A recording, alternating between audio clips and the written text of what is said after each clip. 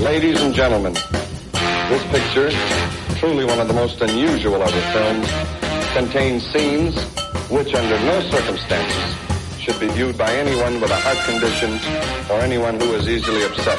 Man, I'm so bad I kick my own ass twice a day. Gee, he ain't saying nothing. Warning. Diabolical. Fiendish. Savage. Want a date? Going out? Looking for some action? Need some company? Do you know that bad girls go to hell? Got any money? I am Torgo. I take care of the place while the master is away. And she's a fraud. She's queer. She's a lesbian. She likes girls. Shock. After shock. After shock. After shock. Warning. You gonna be the worm face. You go. It's gonna turn out bad. The lousy bastard was in there killing her! Bastard!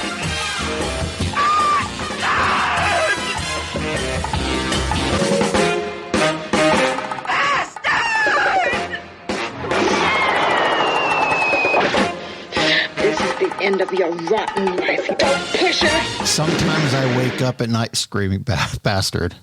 I'm not even kidding, like multiple times.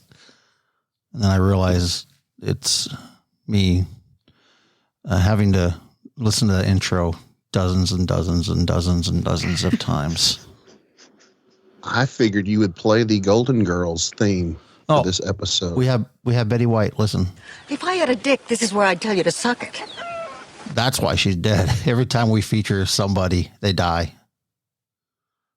I'm just Hopefully saying. that won't be the case in this episode. No, we don't want anyone who's part of today's program to die. Anyway, welcome back to another episode of Badasses, Boobs, and Body Counts.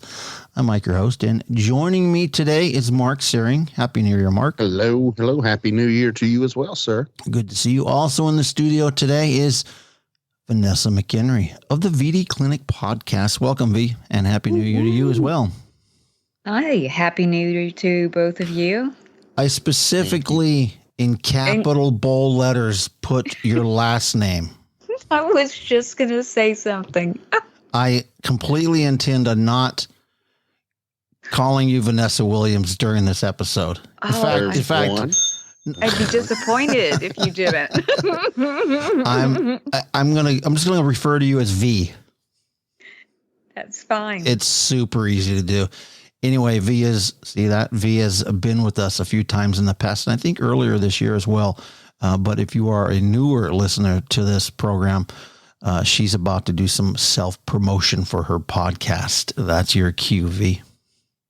Yes, the VD Clinic podcast is part of the Legion Podcast Network, and that's the easiest place to find us. And we're a monthly podcast that covers a book and a movie, or sometimes we just do a movie. That's kind of a lot of what we've been doing in the pandemic, as much as we hate to slack up on reading, you know. Yep. Shit happens. What is the most recent film you guys have covered on the VD Clinic podcast? Our holiday choice, this tells you how we roll, was Female Trouble, John Waters movie. Okay, nice. Yeah. Did you do any reading with that? No, we didn't. But for January, we're going to do Stephen King's Misery. Oh, it's such a good movie. So, yeah, we're covering both the book and the movie. She won an Oscar for that, I believe. Yes, she did. So that we've covered a few Stephen King things before, but and that makes a lot of sense because I think almost, if not all, the movies come from his novels. Yeah, I think so. Or, short stories. But we cover short stories sometimes too. Sure. Yeah. And, but. One of my favorite of his is Thinner. I know it's probably one of the worst movies that's been made from his books, but it's not. No. I like it a lot. It's okay. I want to get a gypsy woman to touch my face and say thinner. That's all I got to say. I'm waiting for the day they make The Talisman. I want to see that done poorly. I'm sure it will. I'm sure it will be done poorly, Mark, by some hack director named Peter Jackson.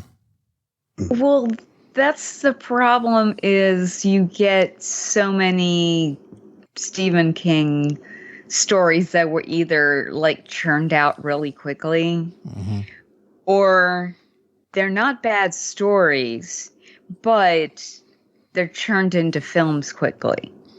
Yeah. And usually not a lot of money involved. Yeah. Like with Sleepwalkers. What was the one they did with the truck with the big clown face on it? I can't remember that movie. Maximum Overdrive, brought to you by the Cocaine and AC/DC. I think King directed that one, right? I believe, yeah, or he did. Well, yeah. Anyway, yeah, we covered that for a drunken commentary. Nice on our show. Nice. Yeah. So the funny thing rightfully about that so, it film made the movie better, probably. That film's done a complete turnaround since its release. Everybody hated it, and now it's got this huge cult following. It's kind of like Halloween 3. People have looked at it with a new eye, and they really love the film for what it is. Or like Nightmare on Elm Street Part 2, where everybody loathed it, and now they love it. Yeah. All right. Well, anyway, let's move forward and get to the film at hand. And today I'll be walking you through the 1992 film Brain Dead, directed by the one and only Peter Jackson. And here is the synopsis for Brain Dead. A young man's mother is bitten by a Sumatran. Is that how you say that? Sumatran. I had it right, sort of. Sumatran rat monkey. She gets sick and dies, at which time she comes back to life, killing and eating dogs, nurses, fiends, and neighbors. Audiences everywhere are growing concerned about distasteful and gruesome films. This trailer depicts scenes that may offend sensitive viewers. If you are easily offended, cover your right eye now. However, if you enjoy a good, broad-minded laugh, cover your left eye now. I thought you were a trustworthy boy, but going out behind my back with that oily shop girl, kissing and cuddling in public. But, Mum, she's experienced. Lionel loves his new girlfriend. Almost as much as he loves his mother. Mum! But Lionel's mother is different. Your mother ate my dog! Not all of it. She's not very well. Your mother's dead, Lionel.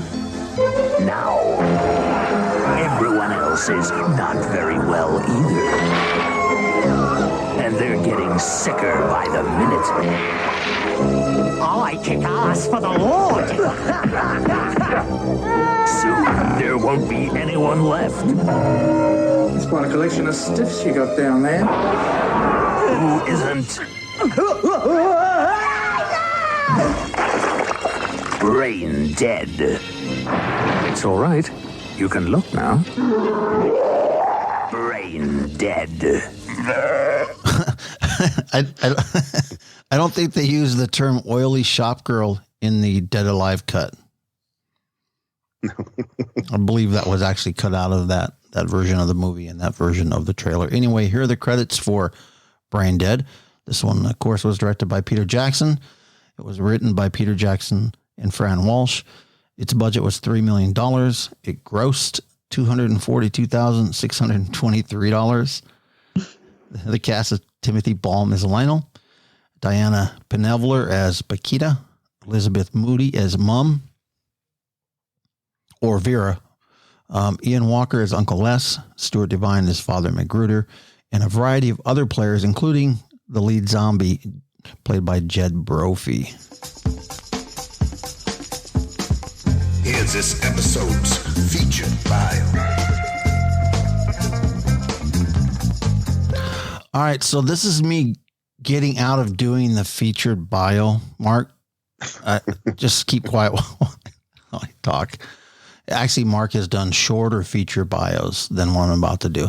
So I looked at all the actors I mentioned in the credits, and none of them had any more than 2 or 3 sentences on the IMDb or wiki. I then scanned YouTube for a video on the differences between Brain Dead and Dead Alive, hoping to steal it and use it. But there wasn't any real videos that depicted all the differences. Actually, the movies are very, very similar. You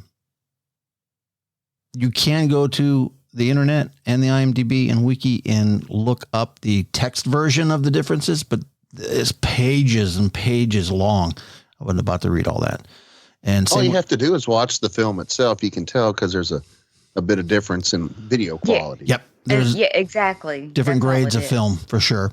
And I also thought about doing one on Peter Jackson, but his bio was even longer than everything else I mentioned.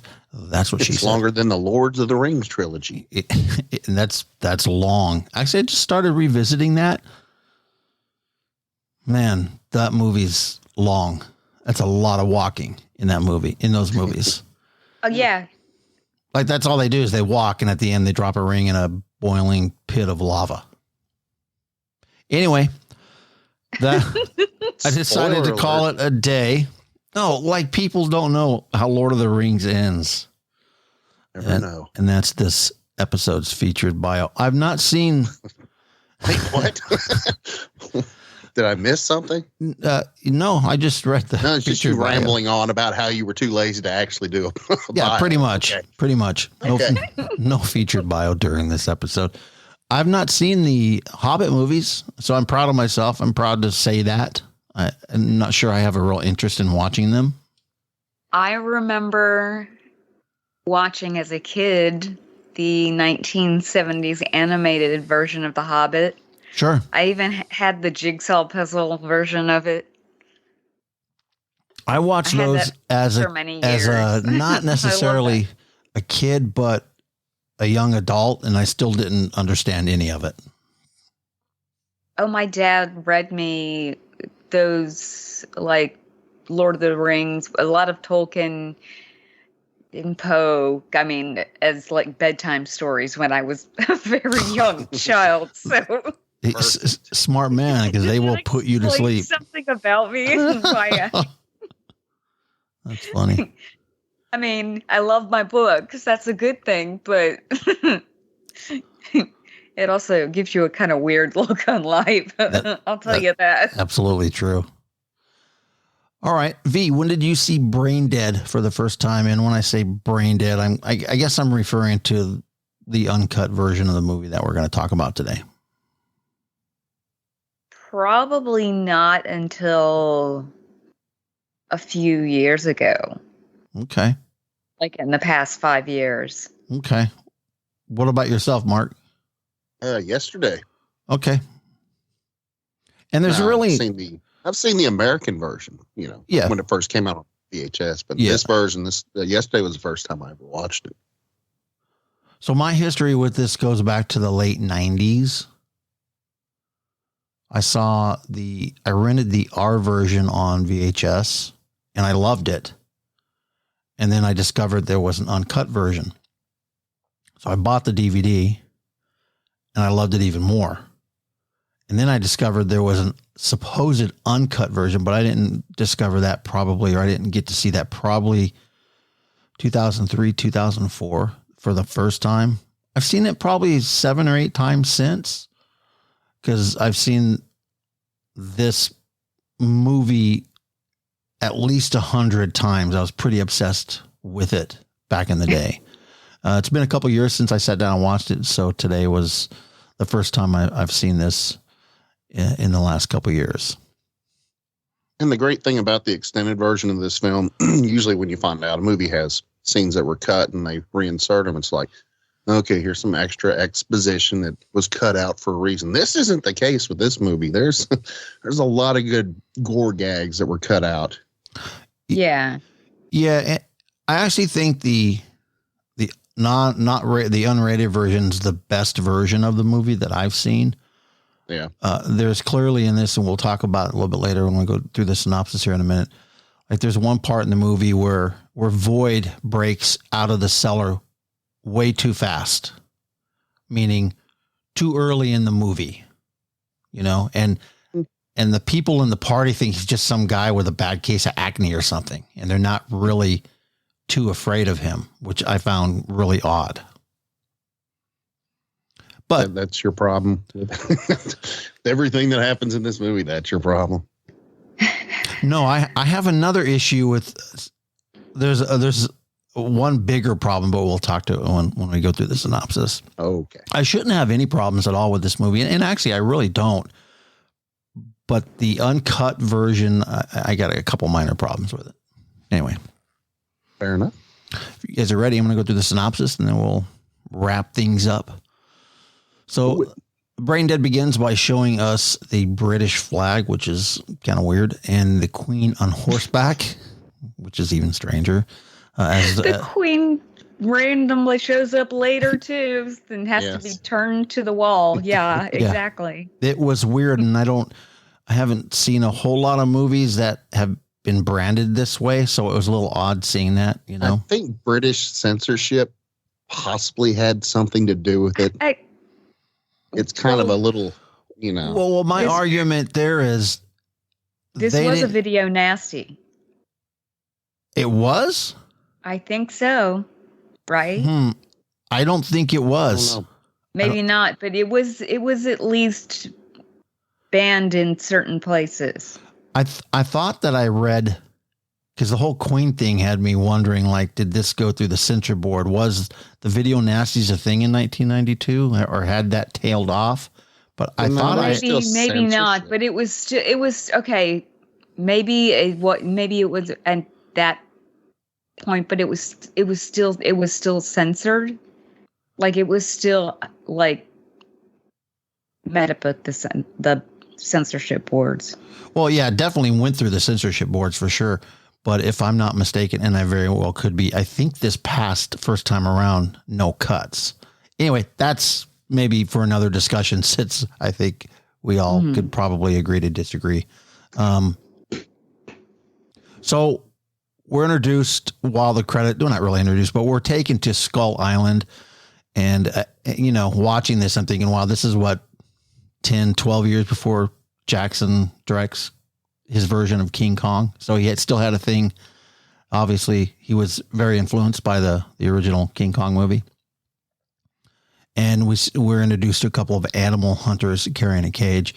The white gentleman, the British guy, says, it's only a bloody monkey. And halfway down the mountain, these two guys are stopped by tribesmen, but nothing is going to get in their way to deliver the rat monkey to Newtown. Nothing, not even a very small bite. They get to the bottom of the hill, and as they're boarding a Jeep or getting ready to board a Jeep, one of them yells, Zingaya, and they start to dismember this guy. What are you guys' thoughts on this very first death? It's... I'll go. I don't know. Go ahead. I feel like it was such a throwback to some of the Italian cannibal movies. In a way. It has that sort of gritty feel to it for sure. Yeah. Obviously, without the cannibalism, I know for me when I first saw it, I knew I was in for just a treat because they chopped the guy's hand off. Yeah. Then they chop his arm off. And although you don't see his head get chopped off, they take an axe to his head, and we know, right. The credits read Brain Dead or Dead Alive, depending on which version of the movie you're watching. What did you think about this one, Mark? I thought it was very comical. I loved it. I loved the way the Islanders, or whatever you want to call the guys, when they see a scratch or a bite on them, they all say the same thing and then chop away the body part, and they see another one and they chop that away. It was very comical. Yeah, I mean, the entire film. When it comes down to it, it's a horror comedy, at heart, and I think also maybe a love story. Am I right in saying that? Oh yeah, between Lionel and his mom. Between Lionel and his mom. No. Well, no, it is actually a love story. Yeah, I think so too. So they know that this monkey is bad news because they kill the guy who's got a little bite. Yet they allow the monkey to leave the island anyway. Money. It's all about the money. It's the story of King Kong. Yeah. It's the story of King Kong. It's all about the money. It's all about this greed. You know, we saw it back in, King Kong 1933. Yeah, for sure. Yeah.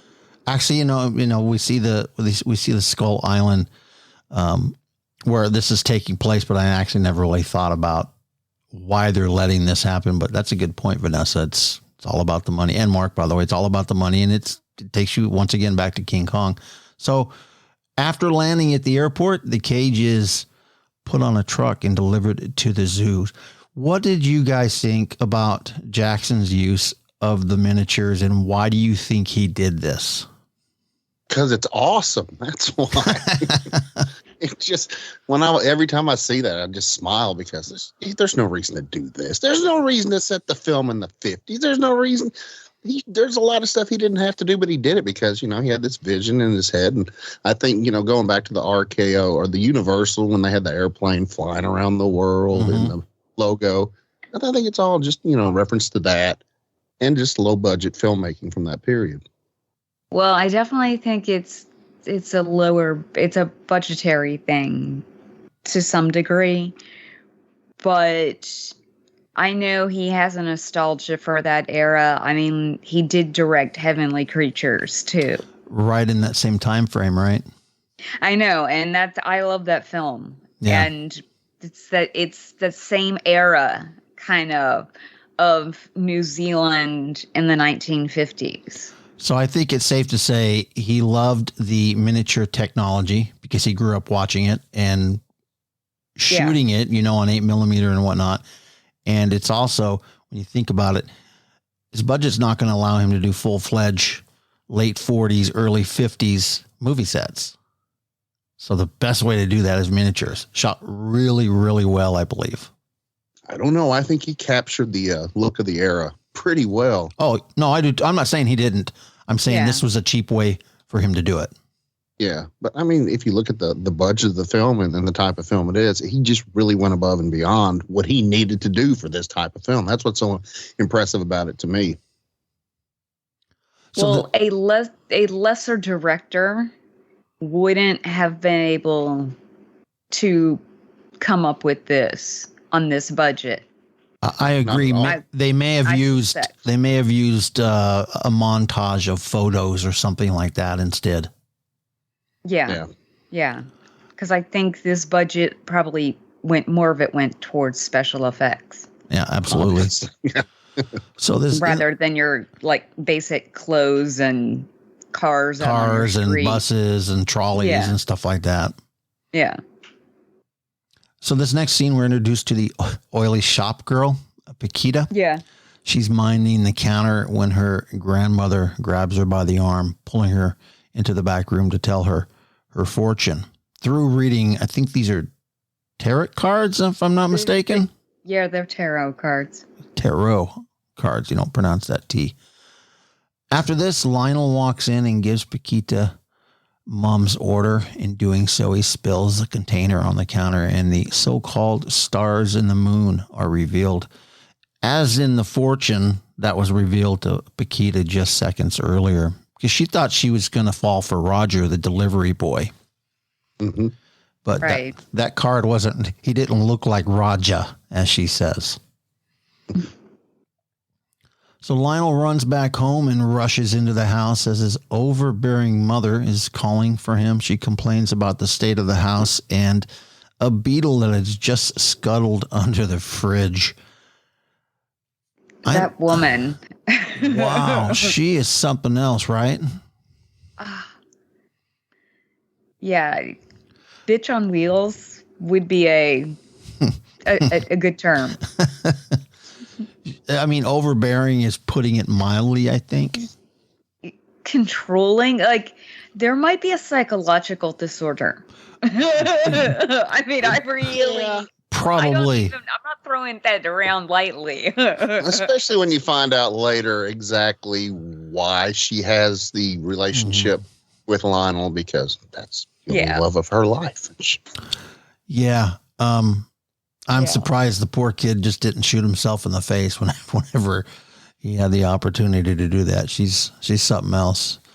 So Mom opens the mail during this scene, and we learn that the WL will be stopping by to welcome her to their organization. Now, the WL is the Wellington Ladies Welfare League. I absolutely love this. This means Lionel needs to clean the windows, dust the house, get rid of that beetle, and mow the frontage because it's not very well maintained, according to Mom. So at this point, we get to meet the cute Paquita. Is she cute, you guys? Because look, I've seen this movie adorable. I've seen this movie over 100 times for a reason, and it wasn't because of Lionel. It's partially because of the special effects, and the rest of that was because of Paquita. Yes, no, she is. She is. I think she is a kind of charm. I think she may be a little too clingy. Because she is very quick to fall in love. With Lionel. Oh yeah, absolutely. But remember, Mark, it shall last forever. Yes. Yeah. So, where was I here? So she comes to the house. Her brother normally delivers the groceries, but she's delivering it today because Lionel is supposedly the man of her dreams. And in an oddball sort of way, she manages a date to the zoo with Lionel. I thought it was very, very funny. Back in the house, after Mom intentionally breaks a vase, this is to get Lionel back in the house. We learn that Lionel's father had been taken from them, meaning killed somehow. And Mom is upset that the vase he gave her is now broken. And this very next scene, it's the following day at the zoo. Lionel tells Paquita how his father died. And clearly Mom has done like a serious mental number on him because his memories are his father drowned in the sea by a freak wave. And that was the whole point of breaking the vase, to guilt trip him because, hey, this is the vase your father gave me, and he can't be replaced. And, and it was my favorite. And focus on me and nothing else. And that's her whole thing throughout the whole movie. She's such a narcissist. She is. That's the other psychiatric term I'm going to throw out about her. Oh, that's such a great scene. So, Paquita steals a kiss from Lionel, but we hear the monkey scream in the background, and this breaks that scene, and Paquita runs to see them. One monkey, however, isn't so cute because he slaps the other monkey and kills it. This is the rat monkey, of course. These monkeys. Sorry for the monkey got mauled. I did too. Apparently, these monkeys are the results of great big rats scuttling off of slave ships, raping all the little tree monkeys. I'm like, what? Well, at this point, like you haven't even seen a whole lot of gore, but you've already given into the idea that, I don't know, that maybe we're in for something different. For me, this movie is, I don't know. The tone of the movie is set from the very beginning. I mean, you know that it's not going to be serious at all.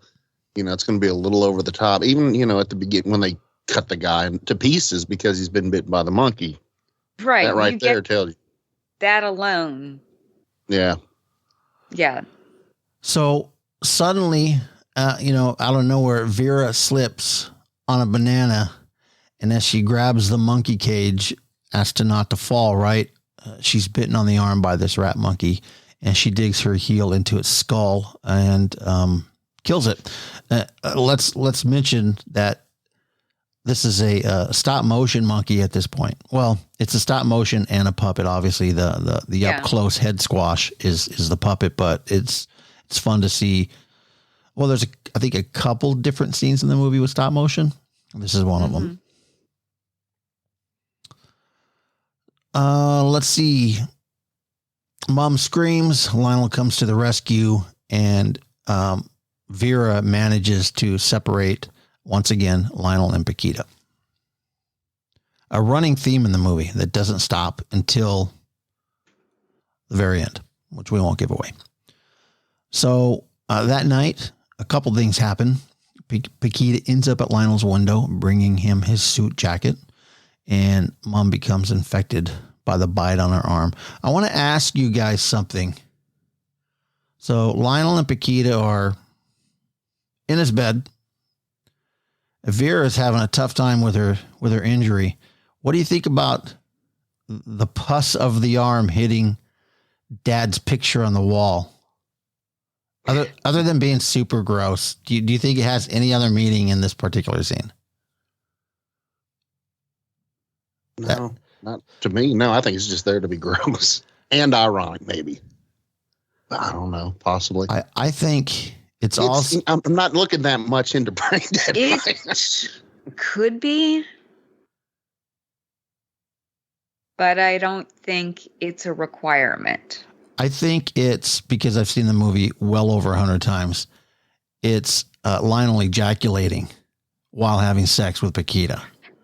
That's kind of what I'm thinking, but it could also be, I mean, like Vera giving up that sexual energy. Sure.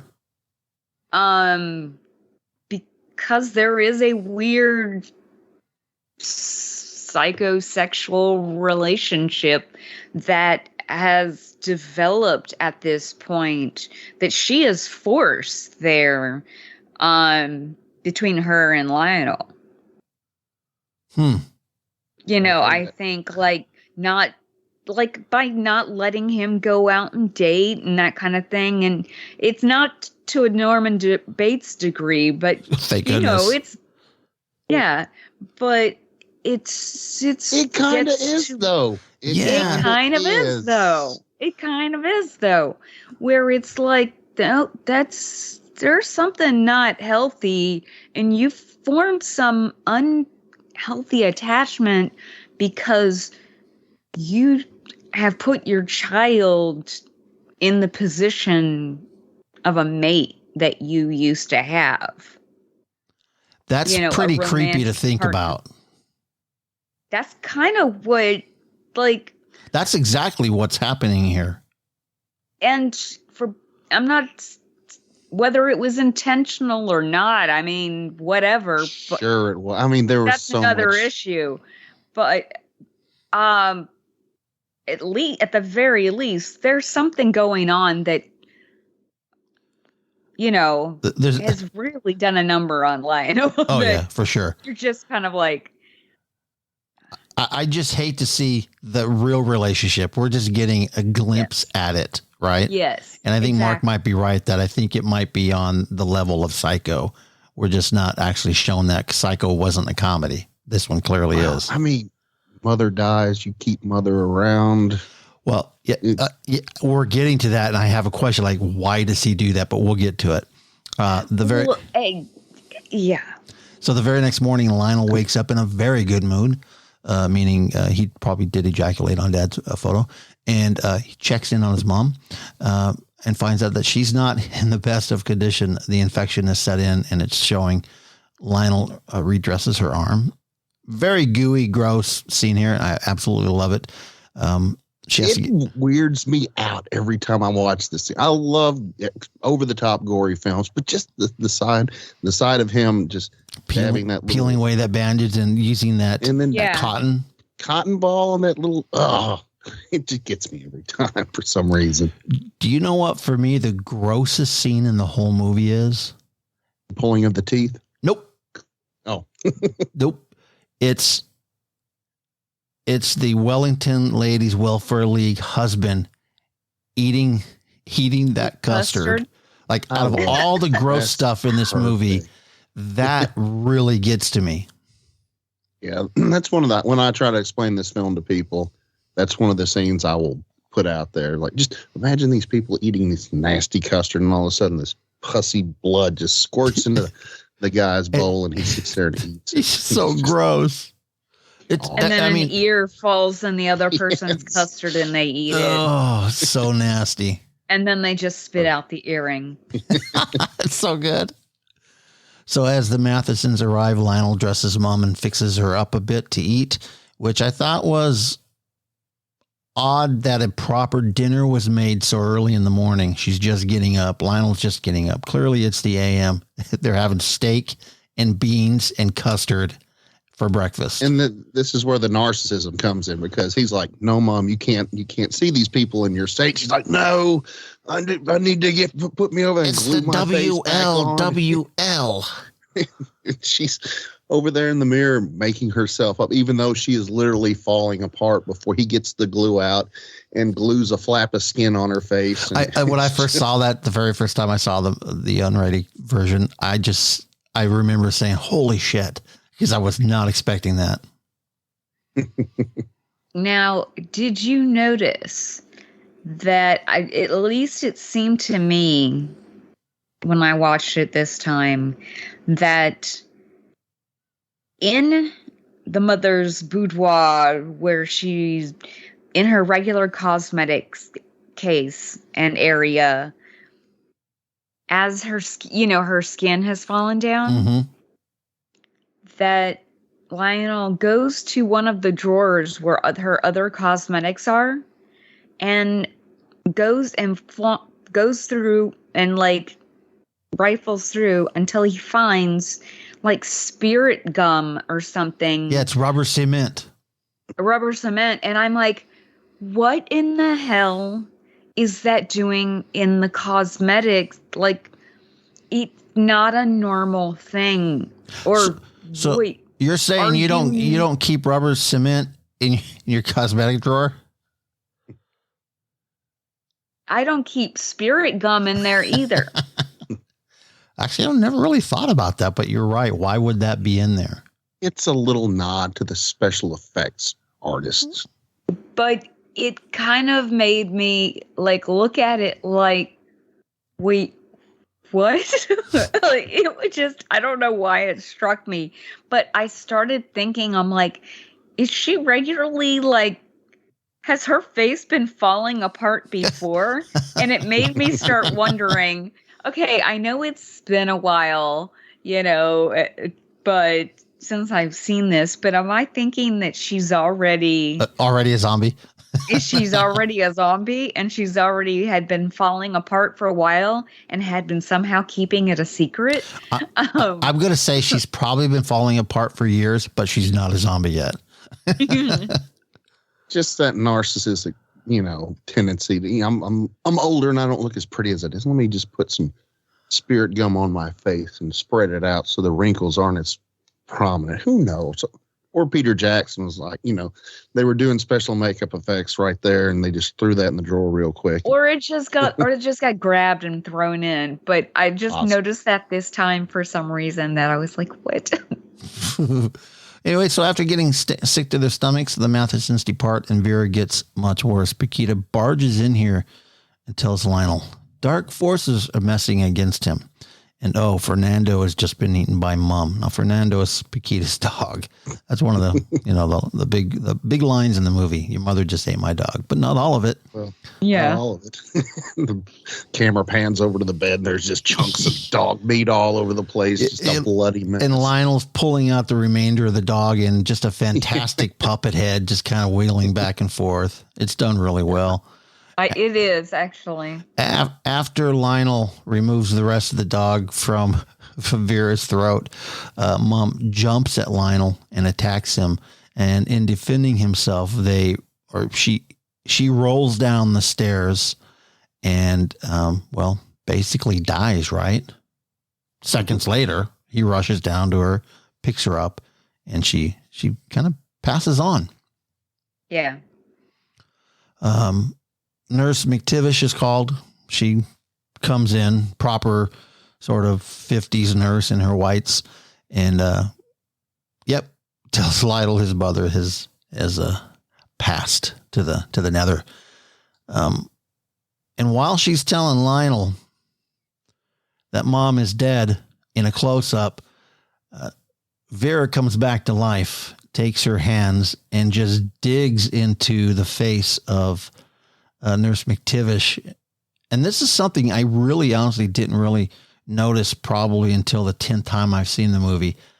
You can see like the outline of her fingers in her cheeks. It's just great. It's great special effects that are done here. Yeah. Do you think Peter Jackson might have been inspired by the Evil Dead to make this film? Probably a little bit, Mark. Probably a little bit. And, it's surprising how well the special effects have held up. Oh, yeah. Extremely well. I mean, sure, it's cheesy to some degree, and that's partly done due to budgetary constraints. But I think because Peter Jackson is smart enough, that's why he made it tongue-in-cheek, too. Right. That makes sense. And I want to add to that. He was like, I'm going to take advantage of this situation that I've been presented. And, Well, he probably thought, Vanessa, no one's going to believe any of this. Let's have fun with it. Well, that too. And I think also, one of the reasons. Go ahead, Mark. That's also a great way to get around the censors, because if you're not, showing this as, serious, this is, people murdering, you're having fun with it. This is not Evil Dead serious. Over the top. Right. It's not Evil Dead serious. They probably got away with a lot. Yeah. Yeah. And the censors are going to look at this like this is. And in hindsight, you guys, cartoonish. In hindsight, I think you'll both agree with me. Evil Dead hasn't aged well at all. While still being very good, the effects are super cheesy, especially the stop motion at the end, which probably the best part of the whole movie, in my opinion. But all right, where are we? Lionel fights off Mom and Nurse McTivish, shoving them both into the basement. Paquita comes down the stairs, has words with Lionel, and stomps off because Lionel is in shock. Clearly, he's not exactly sure what's going on, so he kind of blows her off. This next scene, Lionel is thinking, okay, I need to poison her. I need to sedate her. I need to do something to kill her because she's not dead. So he runs to the local Nazi veterinarian who happens to be a Nazi on the run. Yeah, who happens to be a Nazi. For years, I didn't know what this guy said to Lionel as he's handing him the tranquilizer until a proper Blu-ray came out and they had subtitles. But he says, do you want a syringe or are you going to sniff? So funny for me anyway. All right. Lionel gets the tranquilizer, word I had a problem remembering, and heads back and sedates Mom, thinking it will be enough to at least bury her, right? Maybe? I mean, what's his thinking here? Does he not want? I think he kind of doesn't know what to do. And so he's just like, okay, I can at least buy some time. But he hasn't really thought long term. No, this all happens very, very quickly. And I think even during this process, he's still very much in shock. And that's part of it is he's in shock and he's buying himself time while he's kind of coming out of it. Yeah. But why do that? Why not say, hey, I got a problem over here, guys. Can you help me? This is a situation. I don't know what to do. My mom's eating everybody. How about she's not dead? How about he's been browbeaten his whole life and he is just given into Mom time and time again. And he's maybe afraid of her even in death. Yeah. Well, and if she's told him that he's a failure and that he can't do anything without her, then how can he do anything without her? Poor Lionel's just been abused. He's just been abused for so many years. You know, how can he even ask for help? Yeah. I mean, because ultimately it's help for her. Yeah. So, but prior to Mom's funeral, Lionel visits Paquita's granny, and she gives him a medallion of protection. Luckily for him, because of his overbearing mom, or his dead overbearing mom, because even in death, she's a handful. However, now that she's dead, she's sedated. It's off to the funeral home. Actually, to the funeral, where we get to meet, one of my favorite despicable characters in all of cinema, Uncle Les. What do you guys think of Uncle Les? It's an uncle. It's the uncle none of us want. Yeah, you're right. He is absolutely despicable. He's the uncle that brings a bunch of drunken friends into John Merrick's room and they take him out. Oh, totally. Get him drunk. Yeah. Yeah, totally. He reminds me of one of those shady characters from The Elephant Man. Next time you guys are watching this movie, pay close attention to Uncle Les. He's clearly got herpes. And I was. Yeah. Oh, yeah. In every scene that's different, they move around on his mouth. It's nasty. Oh, no. It was pretty obvious. Yeah, well, we're talking about the host. We're talking to the host of the VD Clinic podcast. So clearly she picked up on that. Diagnosed him right off the bat. But as despicable as he is, podcast that has nothing to do with STIs,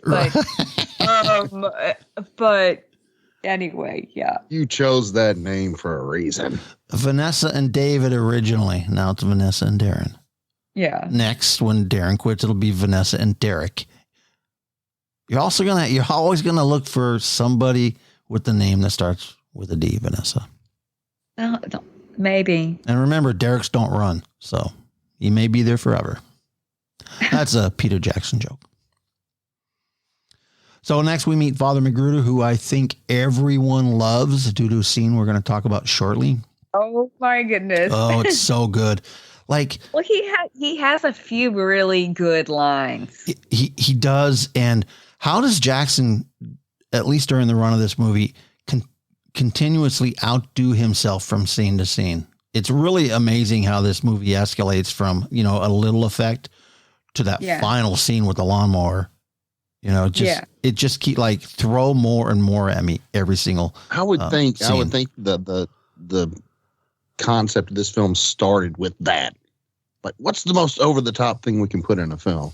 Yeah. Okay, a guy with a lawnmower mowing through people.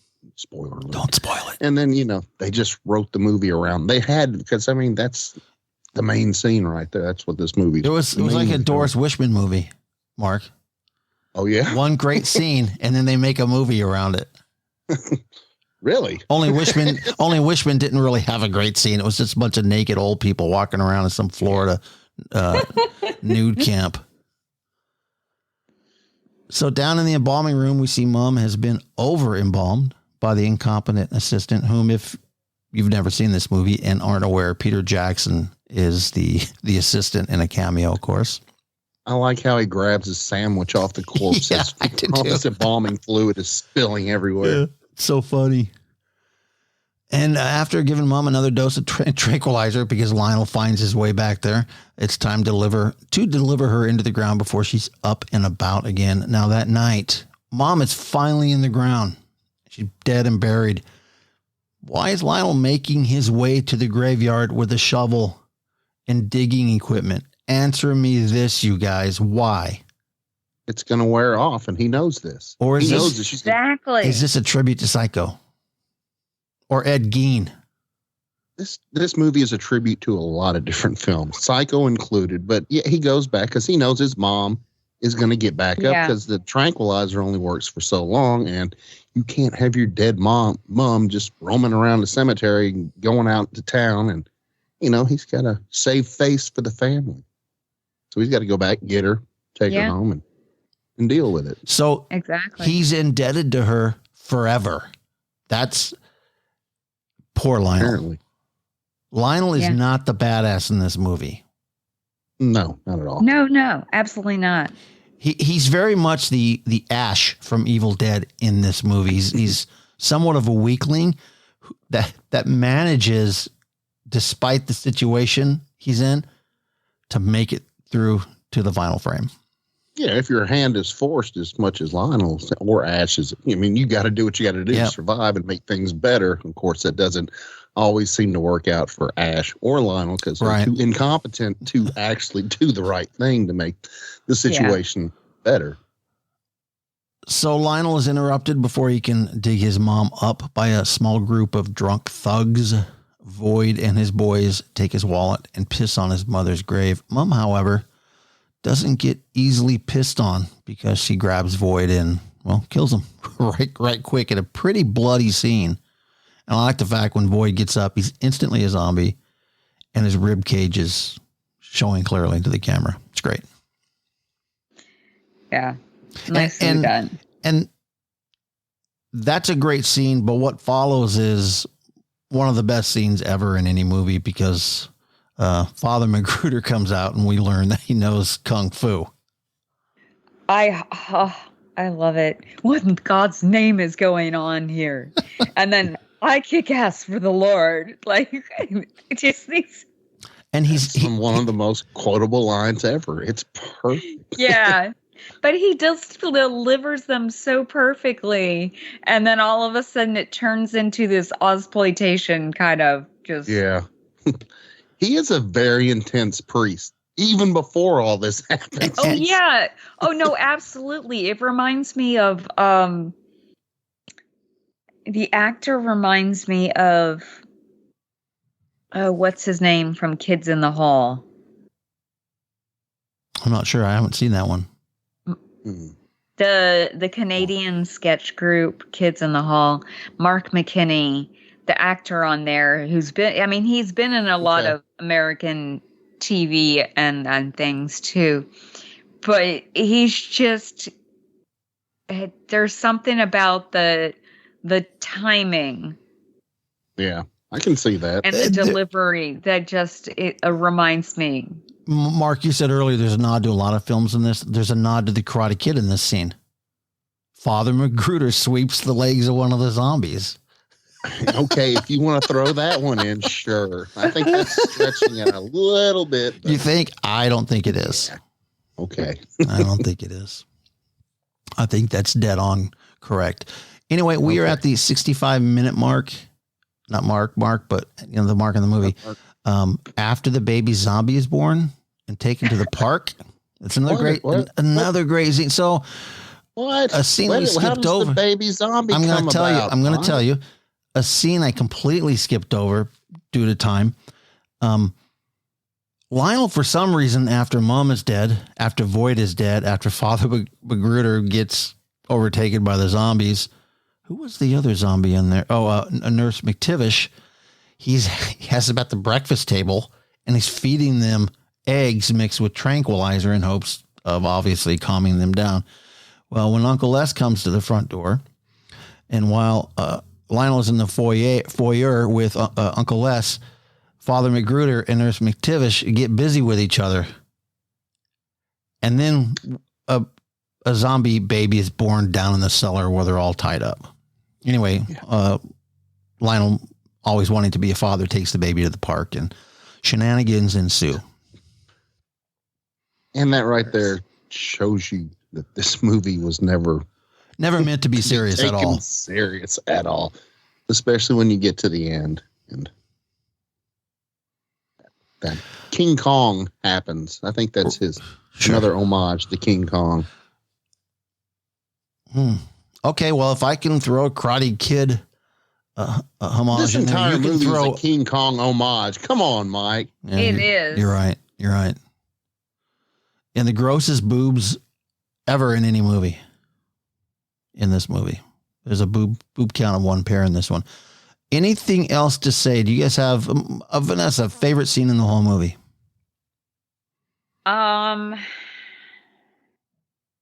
I do like when the baby zombie gets punched in the face. It just was cracking me up today, or whatever. When I was watching it, I was just like, it reminded me of just how ridiculous this film is overall. And it's like the perfect embodiment. It's just that scene right there. And if you have kids, there's something satisfying about that scene. Well, I don't have kids. Yeah. I don't have kids, but there are certain kids I see in public that I'm like, whoa. Yeah, I'm glad I don't have children. What about you, Mark? Do you have a favorite scene in the movie? I got three of them actually, but I'll go with you, Mark. What's your favorite?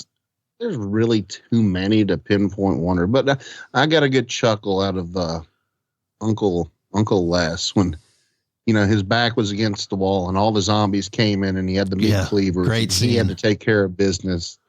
That stood out. I mean, amongst so many scenes that stand out in this. Yeah, it's just one after another in the movie. It's hard to pick a favorite. Yeah. Any scene Paquita is my favorite scene. Obviously, Father Magruder doing his kung fu and the four zombies are.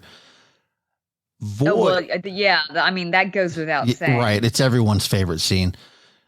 There's a point where Void gets cut in half, and his legs are walking around in the movie, and his upper torso is crawling around in the movie, and he attacks Lionel, and he jumps into the bathtub with Lionel. Lionel falls back into the bathtub, and Lionel is grabbing him and shaking him, and his intestines fall out of his body and crawl away. Stupid. It's so stupid though. And then the intestines sit up and fart. It's brilliant. It's just so stupid. It's funny. Those are my favorite scenes. Lord, I've watched this movie way too many times. And you'll continue on, especially when the 4K comes out soon. Hopefully later. Hopefully we'll have 4K both versions of the movie. I don't know about that. I think Peter's probably going to stick to his original version. I'd pay $1 for that. I'd pay $2 for it. All right, you guys, let's go ahead and move. Let's go ahead and move on to the badasses, boobs, and body counts. V, you are the guest. Who's your badass for this one? I don't know. If there really is much of a badass, because like you said, I mean, like Lionel's not really a badass. He's definitely not.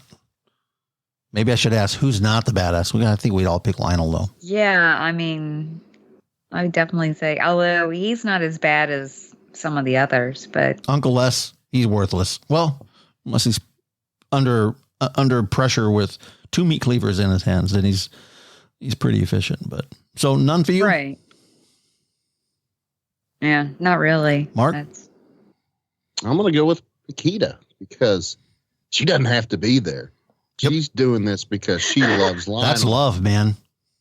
Lionel's doing this out of necessity. He's doing, he doesn't know what the hell, but she's going in and she's kicking ass and she's killing this woman is on a mission. I think she's putting up with a lot of shit. Oh, yeah. Yeah. Even up to that point where she doesn't, she has no idea what's going on. She just knows this guy that she's in love with all of a sudden is kind of being a jerk toward her. Remember, it shall last forever. It shall last forever. So, Vanessa, you're changing your mind. You're going with Paquita. Yeah. All right. Well, you convinced me. Yeah. That's all three of us in. Paquita's clearly the badass. And it's all about, the love story of the movie. Said it earlier. This is really a comedy and a love story. And then horror on top of it. Body counts. Mark, you put me through the challenge. 92 deaths in this. I think you're missing one or two. There has to be. Nope. 92. I watched a death count on YouTube and they were pretty. You cheated. Yes, I did. You cheated. I did. And they were pretty accurate. If I had a dick, this is where I'd tell you to suck it. Thank you, Betty White. Rest in peace. All right, let's go ahead and rate the film. V, you're the guest. What would you give, from an A to an F to Brain Dead, and why would you grade it? An A to an F? An A to an F. A passes it. And F fails it. By the way, you have a lovely cat ass there on your camera. Walking in front of my face. Please do not rotate that tail towards the camera. Yeah, how would you grade this one? On a scale from an A to an F, I guess I would say a B. I mean, I enjoy it, but it's not like I love it. If I had a dick, this is where I'd tell you to suck it. Fair enough. Mark? I'm going to give it an A because I give everything I enjoy an A, obviously. It's, it's a classic. It's an over-the-top, just Evil Dead 2 kind of did that, but it didn't do it as well and as enjoyable to me as this. Shaun of the Dead is another example of that, Yeah. They can all fit in that. But this movie, to me, it pushes the limits so far beyond, anything that you would actually think a filmmaker would try to put in a film. It's just like, you have to enjoy it because it is this stupid, and the characters are all fun, and it's non-stop action, man. It is.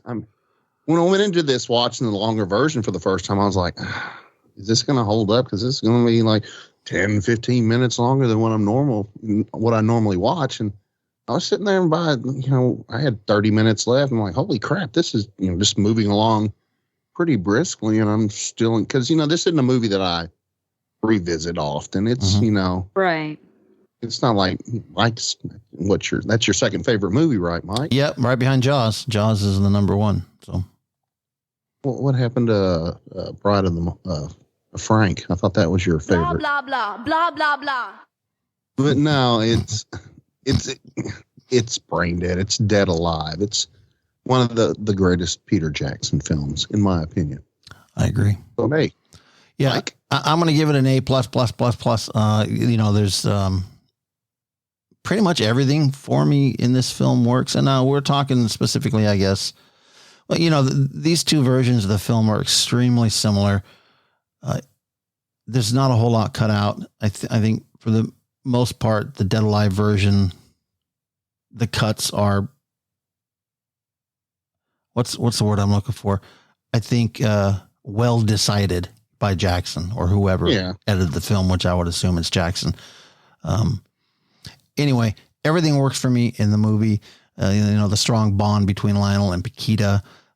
Even though I don't like Lionel's mom, but Vera, she plays the role so well.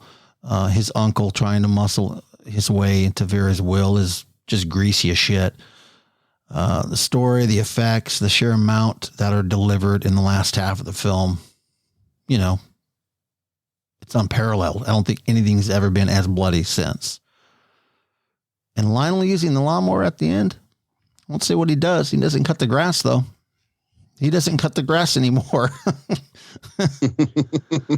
I was wondering what brand of lawnmower that was because that was awfully durable to be able to do that. Well, it was a 1950s lawnmower. That's when they really, really made machinery. Oh, I know that. It wasn't a 2021 Black & Decker, that's for sure. It didn't have an electric cord. So. Oh, I know. That's a good point, though. Like, who was that? Like a Black & Decker? Was it a Honda? It's probably a Honda. John Deere. Maybe a John Deere. Something. Sure. I mean, like something super rugged. Well, they show Lionel who was when making Lionel's mowing the yard machines. Earlier. They show him flipping the lawnmower over to get the grass out. So it's a well taken care of piece of machinery. So unlike the front yard is not well maintained, at least the lawnmower is. Thank God. All 5 square feet of the front yard. Well, and it actually didn't look that bad. No. You have to understand, Vera, I mean, the house was spotless. There was no dust, please. And the frontage was immaculate. I mean, after all, Lionel was the gardener, whether he wanted to be or not. Right. All right, you guys, that is it for this episode. Here's the trailer for our next episode. We'll be right back.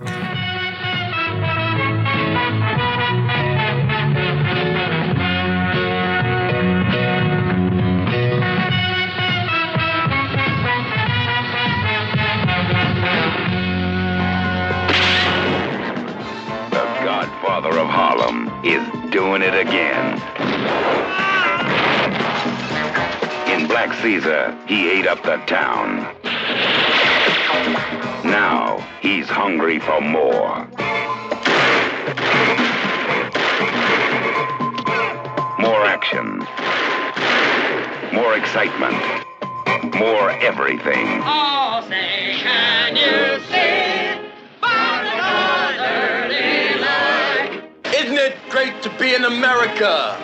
Fred Williamson is back, and there's gonna be hell up in Harlem.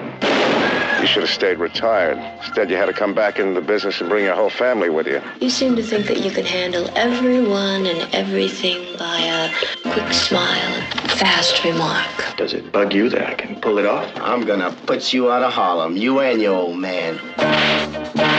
There's gonna be war, like you've never seen before.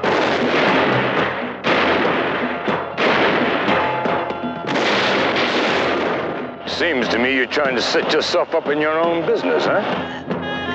First Heller, then a few of the boys. Next it'll be me, then maybe Tommy, huh? I already got it. Look around. I own it. He's doing unto others before they do unto him. From Midtown Manhattan to the mob's private playground in the Caribbean.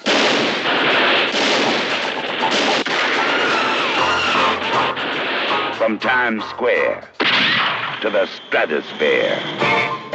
He's making this world a decent place to die.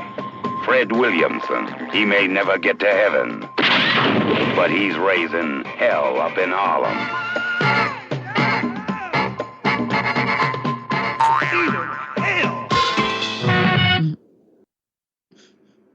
Man, I screwed up. I meant to play this. Hit the wrong fucking button. It's Lionel and Paquita's love song. The sign of love has cast its spell. It's actually a pretty good song. Especially if you're in love with a little Hispanic woman. Is now revealed. All right, welcome back. You just heard the trailer for the Larry Cohen directed picture Hell Up in Harlem from 1973. At first, I thought this was a sequel to Black Caesar. It but, is. Oh, is it? Like a, maybe Black Caesar? Yeah. Yeah. Mm-hmm. All right, well, there we have it. But it's a little bit different. Yeah, I'm looking forward to it. I've never seen it, so anytime we can get Fred Williamson in the studio is a good time. Vanderbilt Martin. Yeah, right, from Dolomite, sure, and a few other blaxploitation films. Anyway, Iris is going to be back in the studio on the next episode to cover this classic exploitation action film. I don't know if it's a classic. I haven't seen it. I'm going to assume it's classic with D'Urville Martin in it. Hope he's better in this than he is in Dolomite. It's different than Black Caesar. That's all I'll say right now. Because Fred Williamson's pretty badass in Black Caesar. I'm just going to call up Fred Williamson as my badass for this episode, for the next episode. Okay. Just listen to this sexy Spanish lady singing. I don't even know what she's saying, and I think it's moving in my pants there. Nothing has moved in your pants for years, Mike. If I had a dick, this is where I'd tell you to suck. You're just not very nice, Mark. Anyway, a huge thanks to Vanessa McHenry for filling in for Iris during this episode. Thanks, V. My pleasure. Thank you for asking me. And I want to encourage everyone listening to this, if you've not listened to the VD Clinic podcast, then visit a VD Clinic. Visit the VD Clinic to download it. Oh, wait. Make sure you look VD Clinic podcast. Don't search under VD Clinic. Yes. That would be bad. Unless you're looking for a cure for why it hurts when you pee. I don't know. Thanks, you two. Right. Thanks, you guys. I appreciate your time. Bye. Bye.